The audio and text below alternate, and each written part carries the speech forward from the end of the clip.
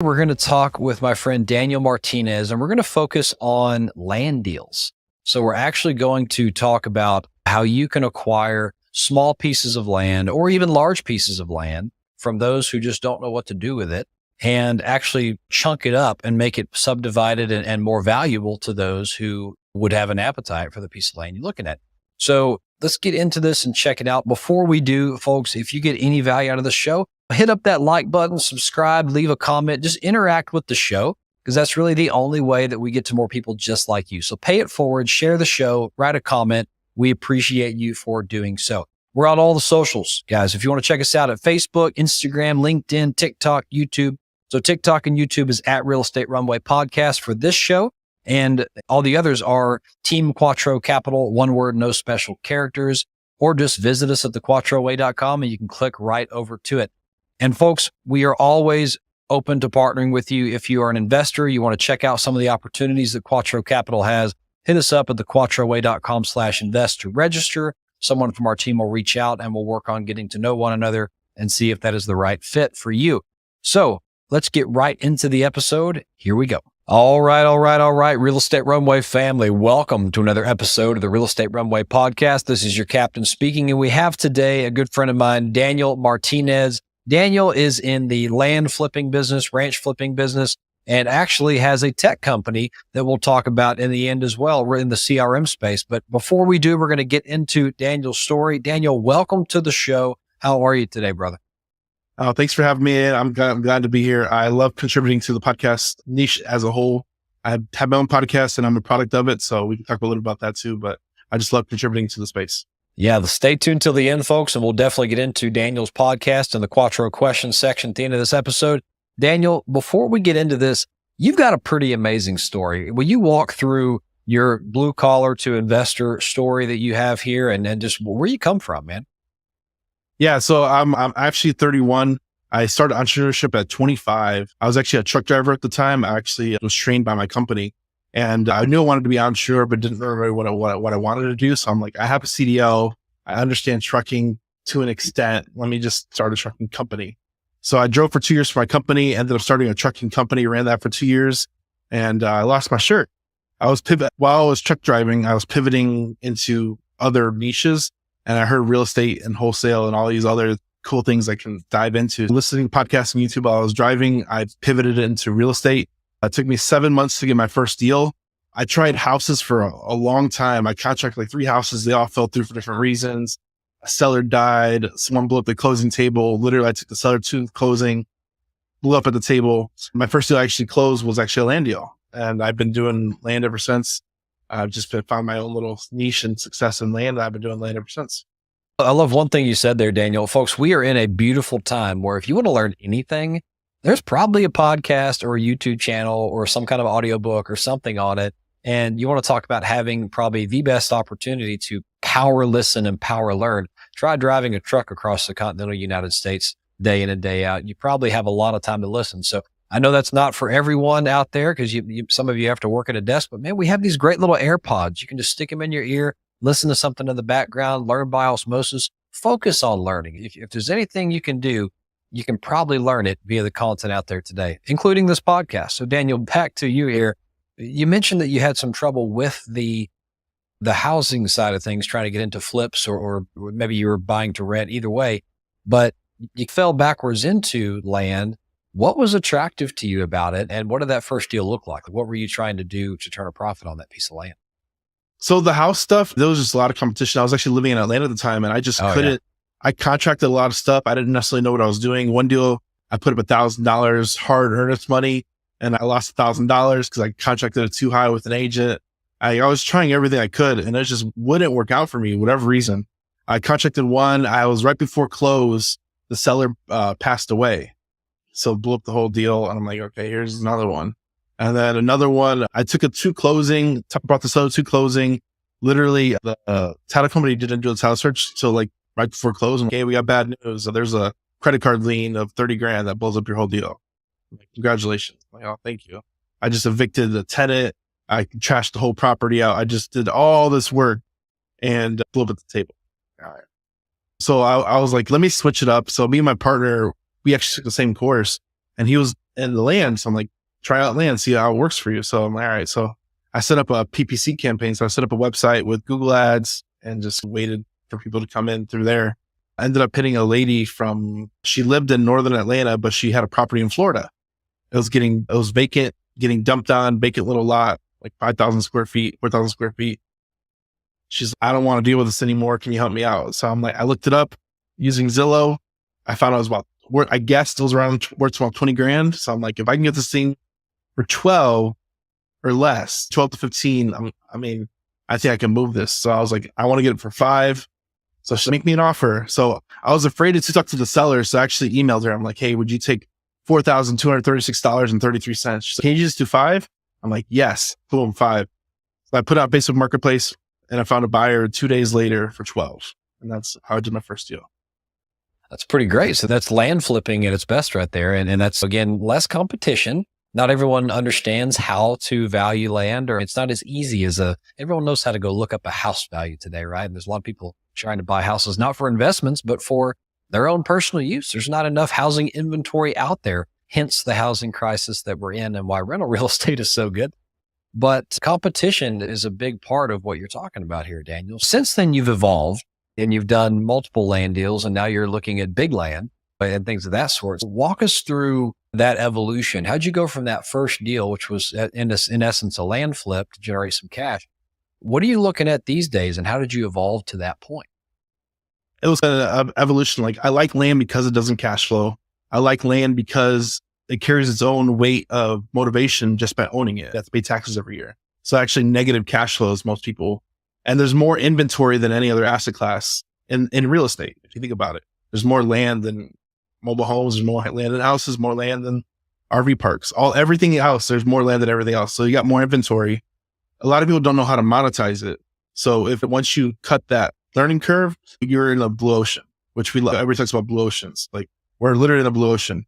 So one of the things that I love about land too is that you alluded to it before this, is that a 3-2 house in a neighborhood, you can only get 150,000 because there's 5 verifying comps that determine it's 150,000. There's no getting, you can over remodel that house. You're only going to get 150,000. So it's set in its ways. With land, it can go 1,000 to 100,000 to 1 million. Like, it can go any direction just because the inherent value is based off whoever's the end user / end buyer is. So me flipping it, there could be a huge end buyer capital thing that I don't even know what it is. So we look at comps, but very loosely. So if we verify this lot's maybe worth 100 grand, if we can get it for 30 or 50 grand, we know we're going to make money. We just don't know how much.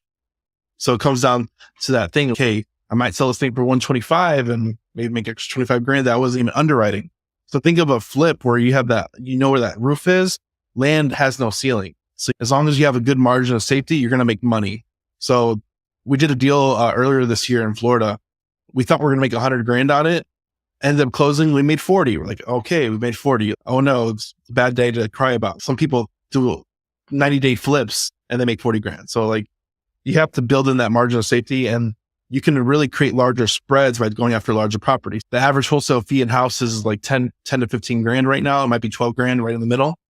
It's because you can only make so much on a $200,000 house or $100,000 property. You're capped out. Like, you can't squeeze 100 grand out of a 100 grand property because no one's going to give it to you for free. So when you start doing larger assets, you can create larger spreads.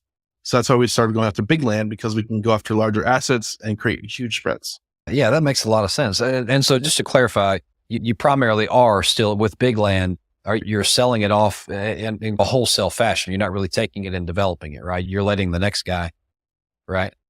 100%. Yeah. All we do is add paperwork. So a lot of people are like, I had to add paint and I fixed the roof and I had to fix the AC. I'm like, all we do is add paperwork. That's all we do. All right. So let's talk about the big land side of things a little bit. You mentioned why big land, but let's say you go and find a piece of land. First of all, before you even find that piece of land, what are you looking for other than big land? Are you looking for any features, attributes, paperwork that's already in place? What makes a good acquisition avatar for you in the big land, and how big is big? We like big land because it can create huge amounts of profit spread, and you really don't know how much you're going to make top to the end. But we go after small stuff too. Like, it depends. Like, we can make money on it. We're going to go after it if it makes sense on paper. I'll start off small and work our way big. About 2 years ago, this is how we got the idea to make money in cash flow land. So remember, it says land doesn't cash flow. We make it cash flow. How do you make it cash flow? You become the bank. How do you become the bank? So we did this deal about 2 years ago. We found like a $35,000 lot. The seller came to us like, hey, I want 15 for it. After hearing that, we're like, most people would jump on at 50 cents on the dollar. Yeah, 15 grand. If he's coming at us at 15, he maybe will take less. So we offered him $8,000. No, I have to get 15 for it. I can't do 15. All right, whatever. Cool thing about land is it boomerangs. It always comes back to you because no one's buying it. There's so much opportunity out there. We talked about Blue Ocean a second ago. It just comes back to you. So the seller came back 69 days later. Hey, I remember you're interested in my land. Are you still interested? Yeah. $8,000. Okay, I'll take the $8,000. So we got him under contract for $8,000. We put it on marketplace. He found a buyer in 2 weeks for $8,000 down, $500 a month. $8,000 the buyer gave us straight to the seller, and then we collect $500 a month for 5 years. That's equivalent to a rental. Most rentals average $200 to $600 of cash flow per rental, but they got CapEx, they got repairs, they got management, they got all the other things that can ruin their cash flow for the whole year. That is net cash flow because it's the bank. You just get paid $500 a month. So that's where our little path grew. So that's a small deal. Bigger deals we've done. The deal in Florida, it was a pre-foreclosure. It was actually debt in the property. We took it over for $20,000. We sold it on the MLS and we made $40,000. And the property is worth $450. Yeah, not a bad day at all, I would say. Okay, let's walk into going from that. You mentioned adding paperwork to the land, and I think in your bio you talk about subdividing land. So what is the upper bound? Is there an upper bound to what land you're considering at this size? Or no, we just did a deal in June. It was 350 acres, 10,000 acres. So the purchase price $3.5 million. We contracted it back in March. We closed in June. All the lots should be sold in August. We're set to close sometime at end of August, maybe early September. Okay, so let's walk through that one, Daniel. So you found that you said it was 10,000 acres, right? It was $10,000 per acre. Sorry, 350 acres, $10,000 per acre. Got it, 3.5 million. So you bought that. So what did you see in it that you liked? And then what value did you add to it? Because I think I got a piece of it by what you just said. What did you do to it to then be able to sell it off? Think of the wholesale model. So you go to Costco, you can buy, maybe not toilet paper, but you can go buy a big pack of toilet paper, and then you might go to the corner store and they sell each roll of toilet paper for each thing. So it's the buy by the brick model, same model. So you buy large acreage and you subdivide it down into manageable parcels. So think about this. How many buyers out there, and we already talked about how scarce land is and how many buyer pools are out there. So how many buyers can actually afford $3.5 million of the land? Very small. Yeah. So we cut it down into 10 to 20 acre lots. Now it's down to maybe 200,000, 400,000. Now we're talking into a manageable amount where people can afford it. Now we can open up to more buyers. That's how you create that flexibility. So we bought a 10,000 acre. We're selling it for 20,000 an acre. So we sold some lots for 20. We had a big developer ended up actually contracting we subdivided that one into 15 lots, and a big developer we sold 4. A big developer ended up buying the other 11 lots from us at a wholesale price. So instead of selling it for 20, we sold it for 12, and that's where we're making money. So we're projected to make $700,000 to $800,000 on it. All right, so let's go through the details on that. I love the tactical side of this. So you identify this piece of land, and somehow you came up with a $3.5 million price. So how did you start me there? How did you decide this is what I'll pay for it to know I've got enough margin on the back end? So generally, we try and get a 2x value add opportunity. So it was 10,000 an acre acquiring. We know we could sell it for 20 to 22 selling once we subdivided it down. How did you know that? Were there comps out there for that? Comps? Okay, good. It's comps that support smaller acreage sizes that people are paying 20 to 22,000 per acre. So once you know that, you can go to the marketplace. I'm like, boom, there's a deal. Literally, I with one of my students, I was on let me just see how many deals I can find in 30 minutes. I found 9 deals on the MLS that were marketed that had money built into the deal. And they're sitting there for 6 months, a year on the MLS. No one knows what to do with it. You can literally cherry pick them off the MLS without doing no marketing spend, nothing. They're just sitting on the MLS. Yeah. Just because, like you said, it's unmanageable to the average buyer, right? it's unmanageable and no one knows what to do with it. They don't have the skill set or the knowledge to make it work. Okay.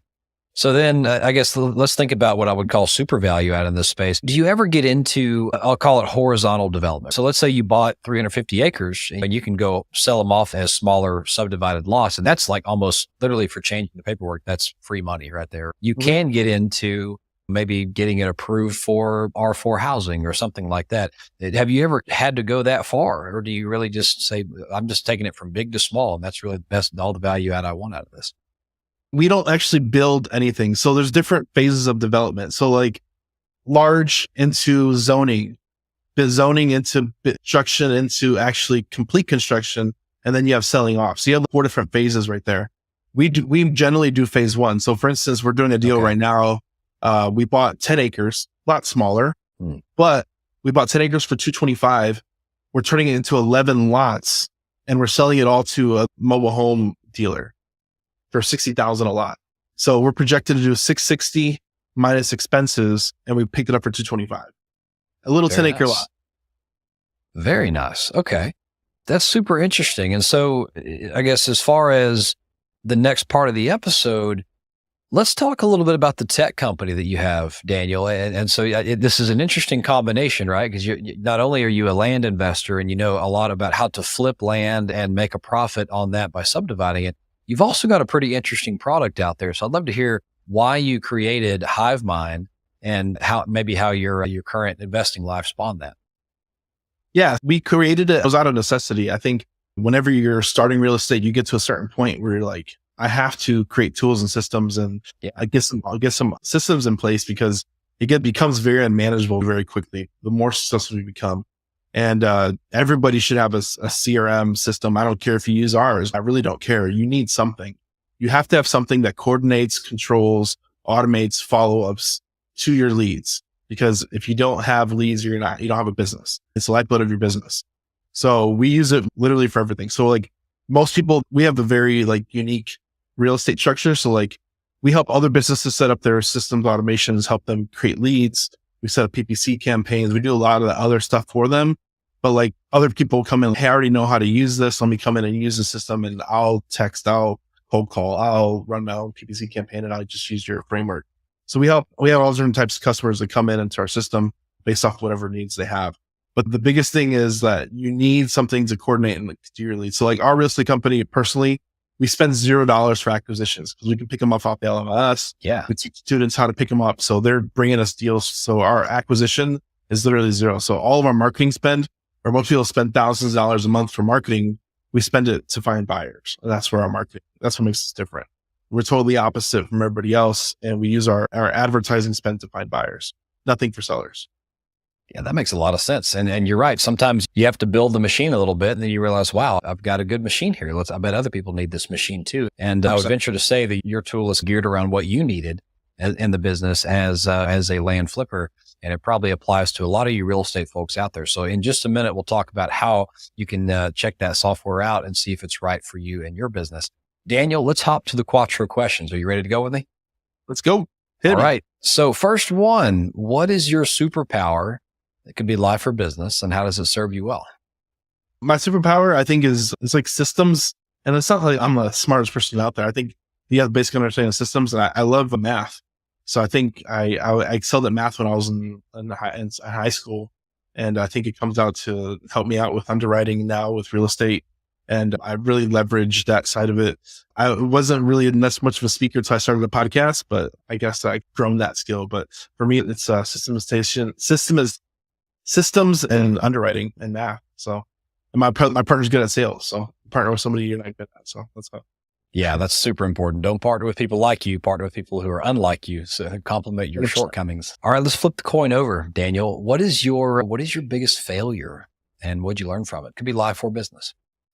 My biggest failure was actually trucking, man. I took that one straight on the chin and I'm not afraid to say it. I learned a lot from business though, because I learned how to manage people. I became dealing with a lot of different tough situations. It just gave me a lot of thick skin in business that I wouldn't have gotten. I would have gotten into real estate eventually, but I went down that path where like I went down trucking and had to find another avenue to pivot into and ended up being real estate. So I think it gave me the through all to work through the pain, because this is not real estate's not easy. If anybody that says it's easy, they're lying to you.